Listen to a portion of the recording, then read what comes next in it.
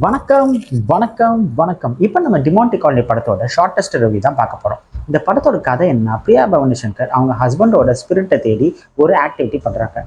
அதுக்கப்புறம் நடக்கிற அமானுஷங்கள் தான் மீதி படமே.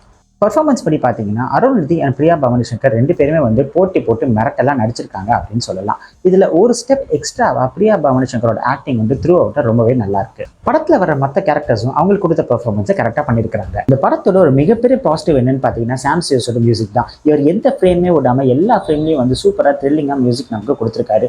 சில இடத்துல பாத்தீங்கன்னா நம்ம காதுக்குள்ளேயே மியூசிக் போட்ட மாதிரி இருக்கும். பட் த்ரூ அவுட்டா அவர் ஒரு நல்ல பெர்ஃபார்மன்ஸ் கொடுத்திருக்காரு. டைரக்டர் அஜய் இதுக்கு முன்னாடி அவர் எடுத்திருந்த கோப்ரா படத்துல வாங்கின அடியா என்னன்னு தெரியல, இந்த படத்துல ஒவ்வொரு சீனும் பார்த்து பார்த்து எடுத்திருக்காரு அப்படின்னு சொல்லலாம்.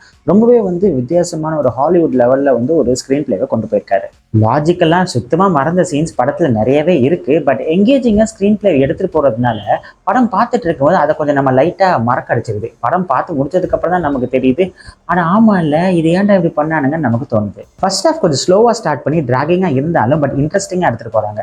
செகண்ட் ஹாஃப்ல ரொம்ப டெக்னிக்கல் ஐட்டம்ஸ், குவாண்டம் பிசிக்ஸ் என்னென்னமோ சொல்றாங்க.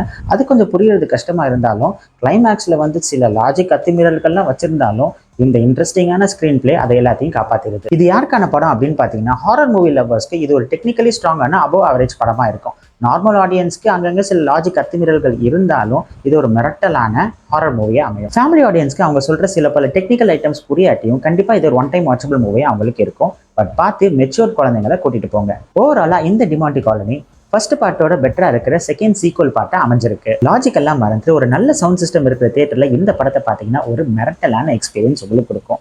மொத்தத்துல இந்த டிமாண்டி காலனி நம்ம போக வேண்டிய இன்ட்ரெஸ்டிங்கான காலனி. டிமாண்டி வீட்டை விட்டு அந்த செயின் வெளியே எங்க போனாலும் ஏதாவது ஒரு வழியில் கண்டிப்பா திரும்ப அந்த வீடு சேரும்.